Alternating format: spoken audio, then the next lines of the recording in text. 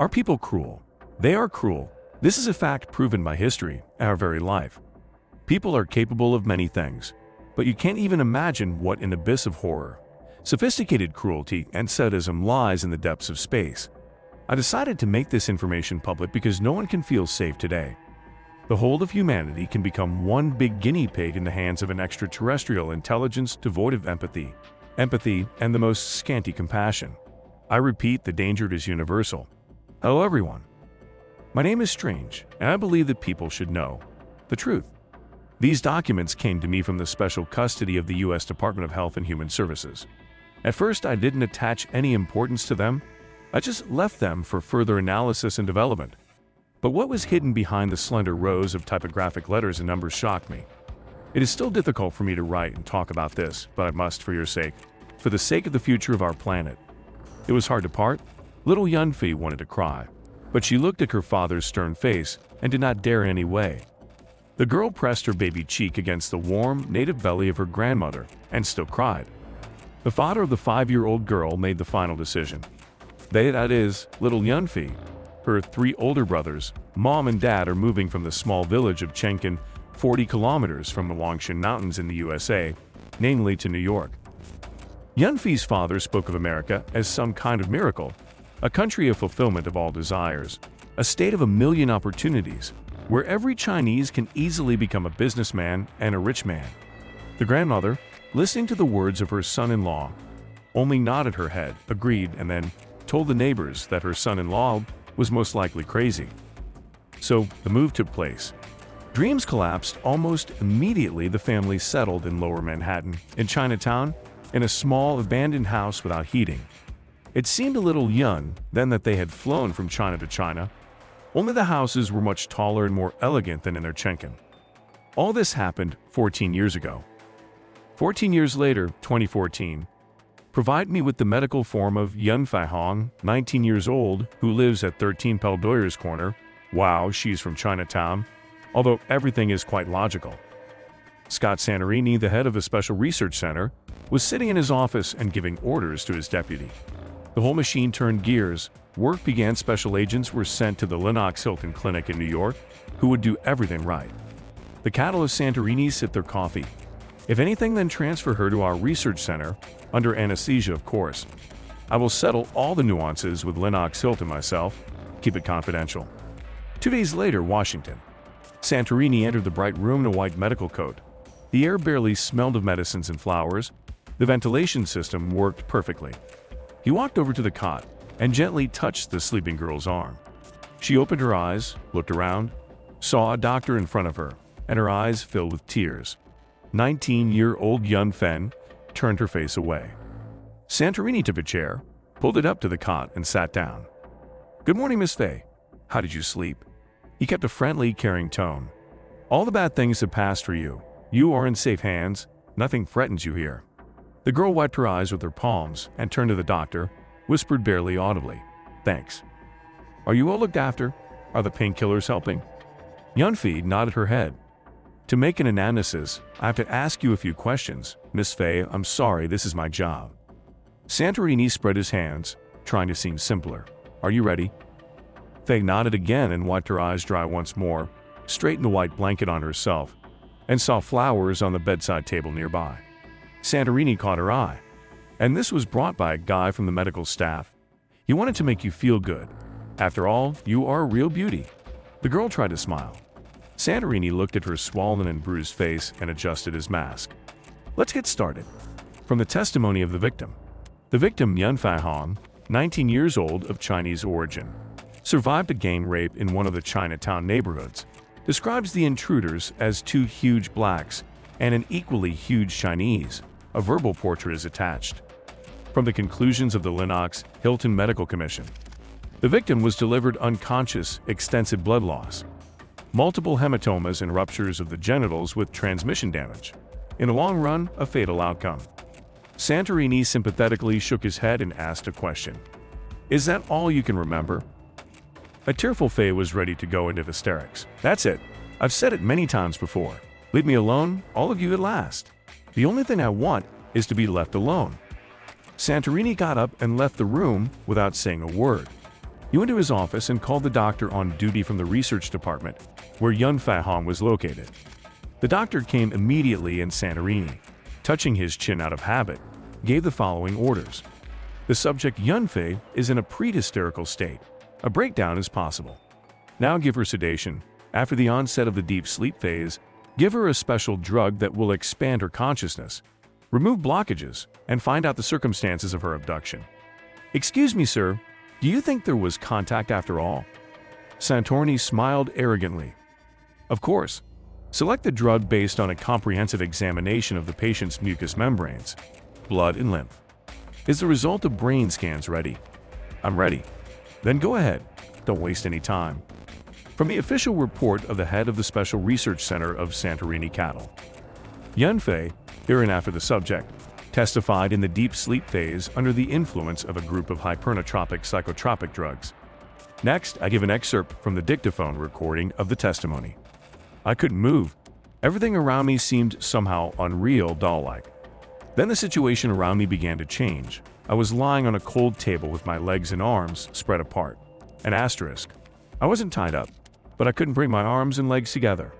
I lost the ability to see and felt a sharp, unbearable pain below. A moment later, I saw a huge lizard-like creature, a crocodile on straight legs. There were two more such creatures nearby. Then the recording is interrupted. The subject began to fall into a state of mental shock, removed by medication.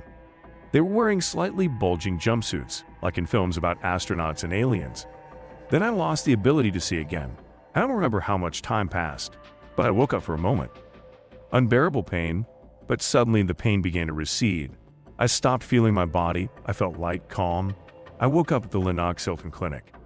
Conclusions from the information received. Based on the research and the survey of the test subject, I draw the following conclusions. 1. The fact of aggressive vaginal invasion has been confirmed. Similar cases are being investigated. Currently 8 victims, 5 women and 3 men, have been registered in the United States. This fact makes it possible to make an assumption about the libido of lizard-like creatures, hereinafter referred to as nagas, and the possibility of enjoying sexual intercourse in a natural way. Sexual contact was associated with sadistic cruelty. Perhaps the point is in the reptilian brain of nagas. Let me explain. In representatives of Homo sapiens, the pleasure zone and the cruelty zone are adjacent in the reptilian region of the brain. So people sometimes find pleasure in sadism. Probably the possibility of getting pleasure from nagas is always associated with manifestations of sadism. 2. The initial testimony of the subject, given at the Lenox Hilton Clinic, makes it possible to assume that falsified memories were embedded in her mind. Negatives probably have powerful psychogenic suggestion technologies. The case is not unique except for 2 factors that I consider key. 1. After the abduction and rape, the subject received medical and psychological help from unidentified alien entities. The wounds received by the test subject do not provide for survival either in the short term or in the delayed period. I conclude that it was found by certain entities whose ideas are subordinated to the universal ideas of humanism accepted on our planet. I reject the fact of providing assistance at the Lenox Hilton Clinic. Her survival is considered a miracle by doctors at the clinic. Remark from Santorini. 2. The test subject is pregnant. Despite the early period and a short period of time after the event, ultrasound examination revealed a cocoon formed by endometrial tissue in the uterus of the test subject. The cocoon is provided by the blood supply system in its rudimentary form. It is observed 24 hours a day under ultrasound control. In the future, the study of a hybrid embryo from a representative of Homo sapiens and nagas, Special Agent John Watowicz, was looking through the report, frowning. There have been such cases before, but this is the first case that ended in pregnancy. Before that, the victims were white women, several men, and 1 Japanese woman, and it was the Chinese woman who got pregnant. Paradoxically, they can probably get pregnant from a milkshake, which is why there are more than 1.5 billion of them. Watowicz chuckled. The special agent took a ballpoint pen and wrote on each page of the Santorini report, Project Child, taken to operational and research development. An abandoned space research base of unidentified alien entities, 12,000 kilometers from Ganymede, a satellite of Jupiter. Yun Fei couldn't figure out where she was, couldn't move her arms and legs.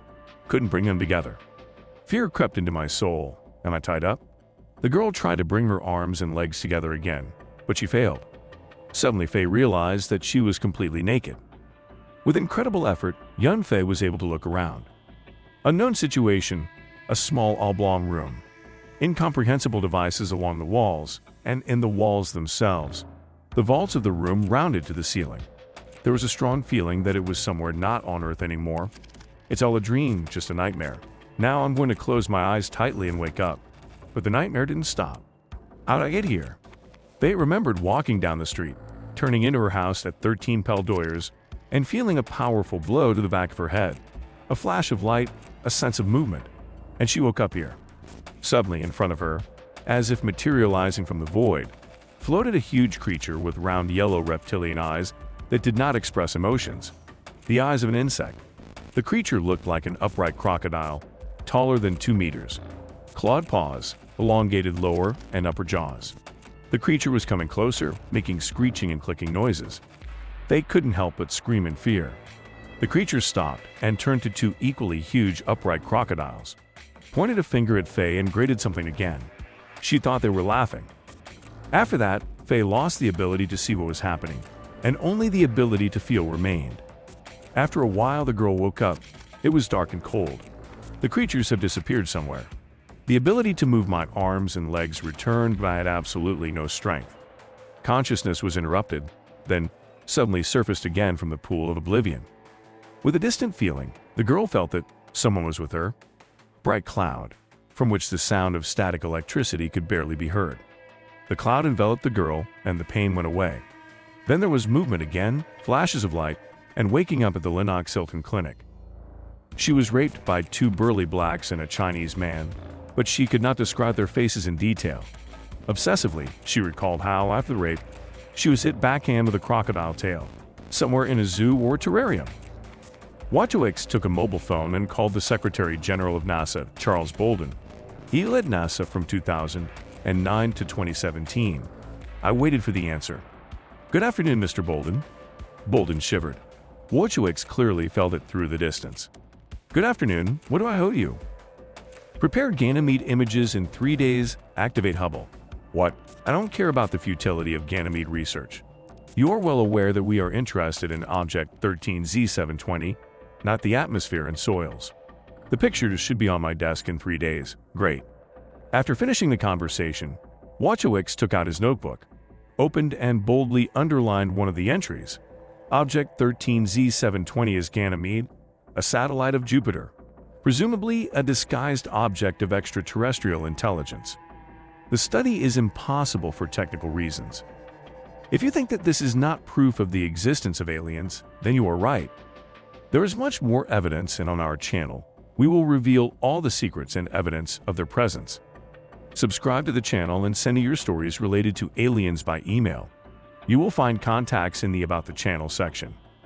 If I haven't answered you, then I'm still checking on you, because the special services of all countries have announced a hunt for me. But together we will force the authorities to disclose all the information they have. After all, people should know the truth.